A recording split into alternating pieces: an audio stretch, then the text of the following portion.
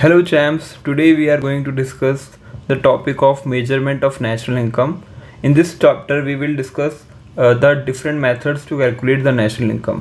इससे last video में हम नेशनल इनकम के एग्रीगेट्स को डिस्कस किया and how we calculate the GDP at MP, GDP at FC, NNP at MP, NNP at FC, NDP at FC.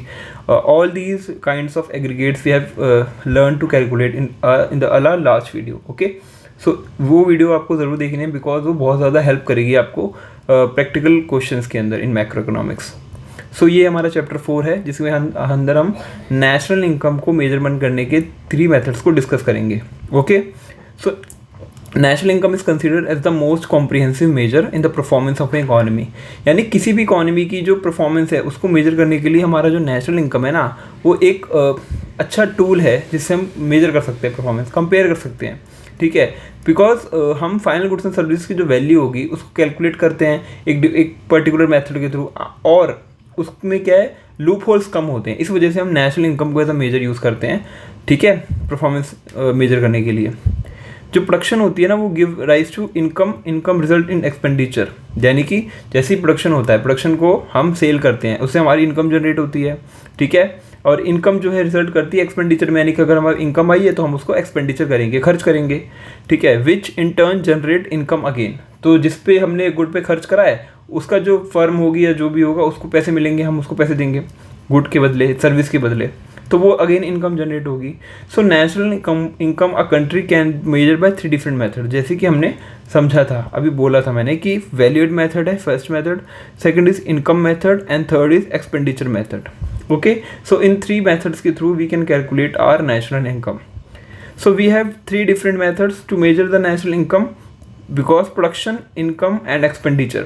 जैसे कि हमने सर्कुलर फ्लो ऑफ इनकम में पढ़ा था कि सर्कुलर फ्लो ऑफ इनकम के जनरेशन के 3 मेथड होते हैं, मतलब प्रोसेस में 3 स्टेप्स होते हैं. होता है production, income and expenditure are the 3 different phases of circular flow of income. Okay, so हम इन फेसेस को हमने सर्कुलर फ्लो ऑफ इनकम में डिस्कस किया है, तो अगर आपने वो वीडियो नहीं देखा तो प्लीज़ जाके उस वीडियो को एक बार वॉच कीजिए. ओके, सो आज हम जो टॉपिक डिस्कस कर रहे हैं वो है value add method, that through this method how we can calculate our national income. Okay, so value added refers to the addition of value.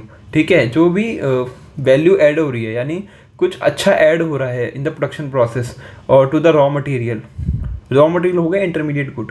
ठीक है, और जो हम फाइनली गुड यूज़ करते हैं, फाइनल गुड्स और सर्विस को हम उसको फाइनल गुड कहते हैं बिकॉज वो हम डायरेक्टली कंज्यूम कर सकते हैं. ये होता है इंटरमीडिएट गुड. तो जो भी इंटरमीडिएट गुड की जो होता है रॉ मटेरियल में जो भी वैल्यू एडिशन करती है फर्म, उसको हम कहेंगे वैल्यू एडिड. ठीक है, अपनी प्रोडक्टिव एक्टिविटीज़ के थ्रू. ठीक है, it is a contribution of an enterprise. किसी भी एंटरप्राइज की किसी भी फर्म का कंट्रीब्यूशन है to the current flow of goods and services. जो भी वो गुड्स और सर्विसेज को प्रोड्यूस कर रही है, ठीक है, अगर वो चाहती है कि हम उसको इंक्रीज़ करें, उनको उसकी और फ्लो को और इंक्रीज़ करें, तो क्या करेगी, और रॉ मटेरियल ऐड करेगी. ठीक है, तो उसी के एडिशन को, वैल्यू एडिशन को कहेंगे हम वैल्यू एडिड. इसको हम कैसे कैलकुलेट कर सकते हैं? It is calculated as the difference between the value of output and the value of intermediate consumption. It means if we have a value of output, total output का जो हम final value है उसको पता है हमें. ठीक है, तो हम अगर उसमें से इंटरमीडिएट कंजम्पशन को, ठीक है, वैल्यू ऑफ आउटपुट में से इंटरमीडिएट कंजम्पशन जो हमारी रॉ मटेरियल कॉस्ट है, ये सब चीज़ें की कॉस्ट है, उसको माइनस कर देंगे तो हमारा वैल्यू एडिड आ जाएगा. ठीक है, इसको एक एग्जाम्पल के थ्रू समझते हैं. लेट सपोज हमारे पास फ्लोर यानी कि आटा है. ठीक है, वो एक इनपुट है, इंटरमीडिएट गुड है. ठीक है, और उसकी वैल्यू है 500 रुपये. ठीक है, उसको हम कहेंगे वैल्यू ऑफ इंटरमीडिएट कंजम्पशन. ठीक है, और हमें बनानी है उससे ब्रेड. ठीक है, ब्रेड जो है, ब्रेड इज़ द आउटपुट, वो आउटपुट है और उसकी वैल्यू है 700 रुपये. ठीक है, तो हमें अब वैल्यू एडिड कैलकुलेट करना है. कितना वैल्यू ऐड हुआ, मतलब कि जब हमारे पास फ्लोर था और उससे हमने ब्रेड बनाई, तो आपको खुद ही यहाँ पे दिख जाएगा कि फ्लोर था 500 रुपये का, ब्रेड थी 700 रुपये की. ये हमारा फाइनल आउटपुट है, ये हमारा इंटरमीडिएट है. यानी वैल्यूड कितनी है, 700 में से जब हम 500 माइनस करेंगे, यानी फ्लोर को कन्वर्ट करने की कॉस्ट टू ब्रेड जो हमारा वैल्यू एडिशन है वो 200 रुपये है. तो यही हमें कैलकुलेट करना था वैल्यू एडिड. तो the difference is 700 minus 500 that is 200 is termed as value added. तो इस तरीके से हमने वैल्यू एडिड निकाला. यानी कि जब हमने वैल्यू ऑफ आउटपुट जो कि यहाँ पे 700 रुपये था में से वैल्यू ऑफ इंटरमीडिएट कंजम्पशन जो कि 500 रुपये था वो करा माइनस, तो हमारे को 200 रुपये दैट इज वैल्यू एडिड निकल आया. ठीक है, value added by each producing enterprise is also known as gross value added. इसको हम ग्रॉस वैल्यू एडिड कहेंगे at market price, GVA at MP, ठीक है, ये आपको ध्यान रखना है, GVA एट MP। हम वैल्यू एडिट को GVA एट MP भी कहते हैं, gross value added at market price, ठीक है। इसको याद रखना है, इसको भूलना नहीं है क्योंकि इंपॉर्टेंट है, ठीक है। तो उसको हम कहेंगे GVA। It means value added by the baker that is ₹200 can be turned as either as value added और GVA एट MP। या तो हम उसको वैल्यू एडिड कहते हैं या उसको हम GVA एट MP भी कह सकते हैं, ठीक है। तो एक चीज़ आपको ध्यान रखनी है कि जब हम पूरे जितने भी ग्रॉस वैल्यू एडिड हुए हैं मार्केट प्राइस जितने भी हुए हैं, अगर उसका हम टोटल सबमिशन करते हैं, जैसे कि सबमिशन का साइन ये है, यानी सबमिशन का मतलब एडिशन, एडिशन का मतलब यानी टोटल जितना भी ऐड हुआ है मार्केट में, तो जब हम इसका पूरा एडिशन या सबमिशन कर देंगे तो हमारा आ जाएगा GDP एट MP, ठीक है। तो हम इसके थ्रू भी GDP एट MP कैलकुलेट करते हैं, gross domestic product at market price, ठीक है। तो sum total of GVA at MP of all producing enterprises within the domestic territory, यानी कि जितने भी प्रोड्यूसिंग एंटरप्राइजेस हैं, जब उसके हम total sum of GVA at MP को सम टोटल कर लेंगे within the domestic territory of country एक ईयर में, तो हो जाएगा वो हमारा GDP एट MP, ठीक है। ये हमें याद रखना है। If value of intermediate consumption is given, मान लीजिए इंटरमीडिएट कंजम्पशन की वैल्यू गिवन है, then imports are not included separately as imports are already included in the value of intermediate consumption. ये एक एक्स्ट्रा पॉइंट है आपको बताने के लिए, वैसे एग्जाम में नहीं पूछते, बट आप ध्यान रखिए कि अगर वैल्यू ऑफ इंटरमीडिएट कंजम्पशन दी हुई है ना हमें, तो हम मान के चलेंगे कि उसमें इम्पोर्ट जो हमने किया है ना वो एडिड है, उसकी कॉस्ट है ना। अगर क्वेश्चन में सेपरेटली नहीं लिखा है इम्पोर्ट, जैसे कि क्वेश्चन लिखा है और जैसे यहाँ पे लिखा है GVA एट MP, मान लीजिए ₹100, और अगर से अलग से इम्पोर्ट, जैसे यहाँ पे इम्पोर्ट लिखा है ₹50, तो हम मानेंगे कि इम्पोर्ट की वैल्यू अभी GVA एट MP में कैलकुलेट नहीं है। बट अगर खाली GVA एट MP लिखा है, ठीक है, या वैल्यू एडिड लिखा है, तो हम मान के चलेंगे उसमें इम्पोर्ट की वैल्यू एडिड है, ठीक है, ऑलरेडी कैलकुलेटेड है, already include in the value of intermediate consumption, ठीक है। When the purchase of raw material is given, ठीक है, purchase of raw material is given, it means it includes purchase with in the domestic territory, ठीक है, and purchase from the abroad, यानी import, दोनों को add कर रखा है, यानी दोनों एडिड है ऑलरेडी उसमें, अगर हमारे पास इंटरमीडिएट कंजम्पशन की वैल्यू गिवन है, ठीक है। हम उसको अलग से ऐसे नहीं मानेंगे कि हमारा इम्पोर्ट अभी एडिड है, इम्पोर्ट एडिड है, बट अगर सेपरेटली लिख रखा है इम्पोर्ट की वैल्यू इतनी है, क्वेश्चन में आ गया इम्पोर्ट की वैल्यू इतनी है, न्यूमेरिकल में आ गया, तो हमें मान के चलना है कि वैल्यू ऑफ इम्पोर्ट अभी उसमें एडिड नहीं है, उसको ऐड कर लेंगे, ठीक है। हमने वैल्यू एड की बात करी, हम वैल्यू आउटपुट कैसे करते हैं वो देखते हैं, ठीक है। वैल्यू ऑफ आउटपुट यानी कि फाइनल गुड्स और सर्विस की जो वैल्यू होते हैं वो चीज़, value of output refers to the market value, ठीक है। यहाँ पे हमेशा मार्केट वैल्यू होगी of all the goods and services produce during a period of 1 year, ठीक है, ये तो हमें पता ही है, ठीक है। फर्स्ट केस है when the entire output is sold in the accounting year, यानी एक साल के अंदर सारा हमारा जो गुड था, फाइनल गुड था, वो सोल्ड हो गया, तो उसमें क्या होगा, वैल्यू ऑफ आउटपुट होगा हमारा sales plus production for self consumption, ठीक है। देखिए सेल्स जो होती है जो हम बेचने के लिए करते हैं, जो ठीक है हमने कुछ बनाया हमने उसको बेच दिया, लेकिन कुछ चीज़ें होती हैं ना सेल्स में जो हम बनाते हैं तो हम अपने लिए भी रख लेते हैं अपनी कंजम्पशन के लिए। मान लीजिए हमारी क्लोथ की फैक्ट्री है, हम क्लोथ बना रहे हैं, ठीक है, हमने जीन्स या शर्ट बनाई, तो ऐसा तो नहीं होगा कि जितनी बनाई सारी बेच दी, कुछ तो अपने रख लेंगे, अपने पहनने के लिए रख लेंगे, अपनी फैमिली के लिए रख लेंगे, अपने फ्रेंड्स के लिए रख लेंगे, तो उसको कहेंगे प्रोडक्शन फॉर सेल्फ कंजम्पशन, ठीक है। और जो हमने सेल्स करी, तो यही होता है वैल्यू ऑफ आउटपुट जब एंटायर आउटपुट सोल्ड हो गया मार्केट में, ठीक है। सेकंड केस होगा when the entire output is not sold in the accounting year, then the unsold stock जो होता है ना वो भी ऐड होगा। मतलब कि ये तो हमारा सेल्स हो गया, ये हमारी प्रोडक्शन फॉर सेल्फ कंजम्पशन है, लेकिन अभी भी कुछ माल बच गया है क्योंकि अभी हमने सारा नहीं करा है, बेचा है, तो उसको हम अनसोल्ड स्टॉक कहेंगे, ठीक है, अनसोल्ड स्टॉक। तो उसको भी हम चेंज इन स्टॉक के नाम से डाल देंगे, ऐड कर देंगे वैल्यू ऑफ आउटपुट में, ठीक है। तो हमारे 3 कंपोनेंट हो जाएंगे, फिर सेल्स हो जाएगा, चेंज इन स्टॉक हो जाएगा और प्रोडक्शन फॉर सेल्फ कंजम्पशन हो जाएगा, ठीक है। वेयर चेंज इन स्टॉक जो होता है ना वो होता है क्लोजिंग स्टॉक, यानी लास्ट ईयर जब एंड हुआ था जब हमारे पास क्या स्टॉक था और अभी ओपनिंग स्टॉक कितना है, इसका जो डिफरेंस होगा ना वो हमारा होगा value of output. Also value of output को हम एक और तरीके से कैलकुलेट कर सकते हैं, वो है क्वांटिटी इनटू प्राइस, यानी कितना क्वांटिटी है इनटू में कितना प्राइस है, प्लस उसमें चेंज इन स्टॉक को जब ऐड कर देंगे तो वो, ओके। सो और एक चीज़ और, जैसे एक्सपोर्ट जो हमने इंपोर्ट की बात करी कि इंपोर्ट की वैल्यू ऑलरेडी इंक्लूड थी, ऐसी एक्सपोर्ट जैसे हम सेल्स कर रहे हैं तो हम उसमें ऐसा नहीं मानेंगे कि एक्सपोर्ट्स की वैल्यू अलग से है, यानी सेल भी तो, एक्सपोर्ट भी तो एक तरीके का सेल ही हो गया ना, जब हम बाहर कंट्री में बेचते हैं, मतलब उसका सिंपल सा मीनिंग ये है। बट हम ये चीज़ नहीं मानेंगे कि एक्सपोर्ट्स की वैल्यू एडिड नहीं है, ठीक है। हम मान के चलेंगे कि सेल्स के अंदर value of exports already included है, जैसे कि exports are not separately included, अलग से इंक्लूड नहीं करना है in the value of output if sales are given, ठीक है। And domestic sales are not specifically mention, ठीक है। अगर ऐसा नहीं मेंशन है कि डोमेस्टिक सेल्स है, ठीक है, अगर डोमेस्टिक सेल्स ऐसा मेंशन है यानी कि एक्सपोर्ट की वैल्यू अभी मेंशन एडिड नहीं है उसमें, फिर हमको ऐड कर लेंगे, ठीक है। इसके लिए बहुत ज़्यादा परेशानी की जरूरत नहीं है, एग्जाम में नहीं आता है, बट मैं आपको बता रहा हूँ क्योंकि आपको ये चीज़ पता होनी चाहिए इंपोर्ट की वैल्यू एक्सपोर्ट की वैल्यू कैसे ऐड होती है कैसे नहीं होती, ठीक है। इन ओपन इकोनॉमी है तो sales include both domestic sales and exports. अगर ओपन इकोनॉमी है तो सेल्स की वैल्यू में दोनों एडिड होगी, ठीक है, ये मान के चलेंगे। अब कुछ स्टेप्स होते हैं वैल्यू एडिट के, ठीक है। स्टेप्स क्या है? पहला तो है identify and classify the production units, ठीक है। प्रोडक्शन यूनिट्स मतलब आइडेंटिफाई करना कि कौन कौन सी प्रोडक्शन यूनिट्स है, जैसे कि यहाँ पे देखिए cross value added of market price primary sector, जैसे कि एग्रीकल्चर है ना, माइनिंग, कोल, ये सब चीज़ें जो हमारी प्राइमरी सेक्टर में आती हैं, plus GV@MP of secondary sector, जैसे कि मैन्युफैक्चरिंग सेक्टर जो हो गया। And third is GV@MP of tertiary sector, जैसे कि सर्विस सेक्टर हो गया।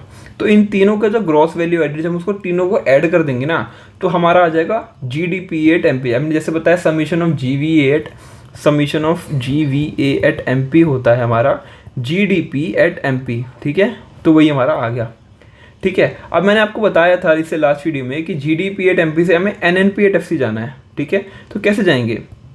GDP@MP से हमें NNP@FC जाना है, ठीक है। तो GDP में G है यहाँ पे, ग्रॉस है, हमें ग्रॉस से नेट पे जाना है, तो इसमें से डेप्रिसिएशन माइनस कर देंगे, ठीक है।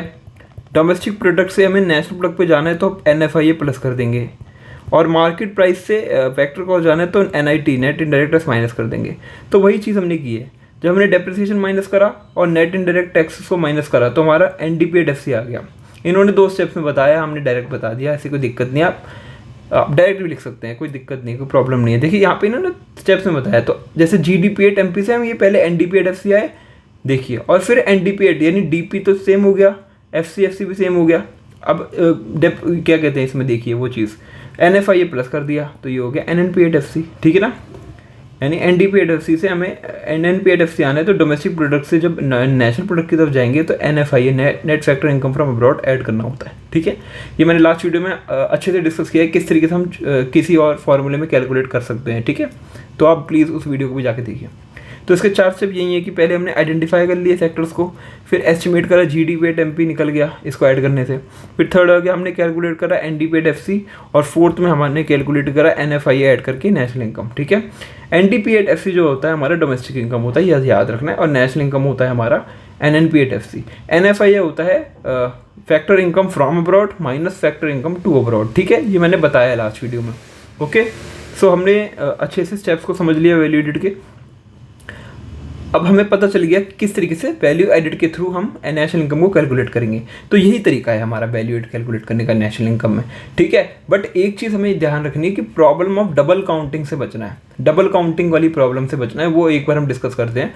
बाकी हमने वैल्यू एडिड मेथड से national income that is NNP@FC निकालना सीख लिया, किस तरीके से हम निकालते हैं। मेन चीज़ जो है ये तीनों चीज़ें हमें पता होनी चाहिए, क्योंकि हमारे पास GDP की वैल्यू आ गई ना तो हम यहाँ तक पहुँच ही जाएंगे, लेकिन GDP इसके थ्रू कैसे निकला वो हमें GV8 प्राइमरी सेकेंडरी टर्शियरी इन सबको प्लस करेंगे तब आएगा। और हमारा GV8MP होता है वैल्यू एडिड, और वो कैसे आता है हमारा value of output minus value of intermediate consumption, ठीक है। इतना हमें क्लियर है, अच्छे से क्लियर है, बहुत अच्छे से मैंने बता दिया आपको कि हम वैल्यू एड से कैसे नेशनल इनकम निकालेंगे, ओके। अब प्रॉब्लम ऑफ डबल काउंटिंग है, उसको कैसे अवॉइड करना है, ठीक है, नेशनल इनकम में। It measuring the national income the value of only final goods and services should be included, यानी कि सिर्फ फाइनल गुड्स और सर्विस की वैल्यू इंक्लूड होनी चाहिए, ठीक है। क्यों? The problem of double counting arise when value of intermediate goods is also included along the value of final good, यानी कि मान लीजिए फाइनल गुड के साथ हमने इंटरमीडिएट गुड की इंटरमीडिएट वैल्यू जो है वो भी ऐड कर दी ना, तो इससे हो जाएगा प्रॉब्लम ऑफ डबल काउंटिंग, ठीक है। वो हमें नहीं करना, ठीक है। क्यों नहीं करना देखते हैं। Double counting refers to counting of output more than once while passing through the various stages of production. It means कि जैसे जैसे हम प्रोडक्शन कर रहे हैं उसमें कुछ ना कुछ हम खरीद रहे हैं, ठीक है, है ना। अभी एक एग्जांपल के तो समझेंगे, कुछ हम खरीद रहे हैं, उसकी वैल्यू ऐड हो रही है, फिर हमने उसको प्रोसेस करा, फिर उसको अंदर कुछ एडिशन हुआ कॉस्ट का, अगर वो हम कॉस्ट जो है वो ऐड कर देंगे और फाइनल वैल्यू जो हमने आउटपुट जो बनाया, कोई प्रोडक्ट बनाया, उसकी भी वैल्यू उसमें जोड़ देंगे, तो डबल बार हमने जोड़ दिया ना, क्योंकि उसकी जो वैल्यू है वो ऑलरेडी फाइनल आउटपुट के वैल्यू में इंक्लूडेड है। तो अगर हम वापस उसकी कॉस्ट के पैसे और जोड़ देंगे तो नेशनल इनकम में डबल काउंटिंग हो जाएगी। ये हमें अवॉइड करना है, इसको हमें नहीं करना, ठीक है। तो a commodity passes through various stages of production, ठीक है, डिफरेंट स्टेजेस होते हैं प्रोडक्शन के before reaching the final stage, वही हम समझते हैं। देखिए हमारे पास एक एग्जांपल है, ठीक है। एक फार्मर है, ठीक है, उसने खेती करी और उसने वीट उगाया, ठीक है। उसने वीट जो है ना, हमारा गेहूँ, उसको सेल करा मिलर को, जो मिल में उसको पीसेगा, चक्की वाले को, उसको 500 रुपये में बेचा, ठीक है। चक्की वाले ने, मिलर ने उसको, उसका आटा निकाला, आटा बना दिया उसको पीस के, और उस आटे को 700 रुपये में बेचा बेकर को, यानी जो ब्रेड बनाता है। और उस बेकर ने ब्रेड बनाई उसकी, और उसको 1000 रुपये में कंज्यूमर को बेच दिया, ठीक है। इससे चीज़ से आपको क्या समझ आया? इससे चीज़ से ये आया कि जो आउटपुट था फर्स्ट केस में जो वीट था, सेकंड केस में फ्लोर था, थर्ड केस में बेकर ने ब्रेड बनाई, 3 आउटपुट निकले, ठीक है। लेकिन फाइनल आउटपुट था हमारा ब्रेड, ये हमारा फाइनल आउटपुट था, ठीक है। वैल्यू ऑफ आउटपुट यहाँ पे 500 रुपये था, वैल्यू ऑफ इनपुट 0, यानी फार्मर ने तो किसी से नहीं खरीदा, उसने उगाया, इसलिए वहाँ पे इसकी वैल्यू 0 है, ठीक है। और वैल्यू एडिड कितनी हुई, यानी 500 का 500 हो गया, यानी इसने कितनी वैल्यू ऐड करी, 500, ठीक है। ये बहुत सिंपल है, आपको समझ आएगा बहुत इजीली। ये हमारा हो गया फार्मर। मिलर ने इससे खरीदा 500 में और इसको बेचा 700 में, यानी वैल्यू आउटपुट थी 700, इनपुट यानी उसकी इनपुट कॉस्ट कितनी, यानी उसने खरीदने पे 500 रुपये खर्च करे और उसको बेचा 700 में, यानी कि उसने कितनी वैल्यू ऐड करी, 200 रुपये की वैल्यू ऐड करी। इसने कितनी वैल्यू ऐड करी, 500 की, क्योंकि इसका वैल्यू ऑफ इनपुट 0 था, क्योंकि इसने खेत से उगाया था, कहीं से खरीदा था नहीं, ठीक है। थर्ड है बेकर, बेकर ने ब्रेड बनाई, बेकर ने ब्रेड कितने की बनाई, 1000 रुपये की बेची, ठीक है। उसने खरीदा कितने का था, आटा 700 रुपये का खरीदा था, उसकी इनपुट की कॉस्ट 700 थी, आउटपुट की 1000 थी, तो इसमें 1000 में 700 माइनस करा 300 की वैल्यू ऐड करी और ब्रेड बना के इसने कंज्यूमर को बेच दी। अब हम जो वैल्यू ऐड कैलकुलेट कर रहे हैं वो देखिए क्या है, 500 + 200 + 300, ये हो गया 1000। तो आपको कुछ दिख रहा है, ये 1000 यही वाला 1000 तो है, ठीक है, यही वाला 1000 तो है ना। तो यही चीज़ है कि वैल्यू जो फाइनल कंज्यूमर को मिल रही है ना, वो उसमें ऑलरेडी ये 500, ये 200, ये 300 ऑलरेडी एडिड है, कितना वैल्यू एडिड है, ठीक है। अगर मैं इस 1000 के साथ इन सबको भी कैलकुलेट कर लूँगा ना 2 बार, तो ये 2000 हो जाएगा, ठीक है ना। तो हमें डबल काउंटिंग करनी ही करनी, ठीक है। इस एग्जांपल से आपको क्या समझ आया, देखिए, in the above example wheat is the final product for farmer, यानी फार्मर के लिए वीट जो था, गेहूँ जो है फाइनल प्रोडक्ट था, मिलर के लिए आटा फाइनल था और बेकर के लिए ब्रेड फाइनल था। As general practice every producer treats its commodity as a final product, यानी कि फार्मर के लिए तो उसका वीट ही फाइनल प्रोडक्ट है, मिलर के लिए तो उसका फ्लोर यानी आटा ही फाइनल प्रोडक्ट है, बेकर के लिए तो उसका ब्रेड ही फाइनल प्रोडक्ट है। ये चीज़ में लिखी है, ठीक है। It means total value of output 500 + 700 + 1000 हो गया 2200 रुपये, ठीक है।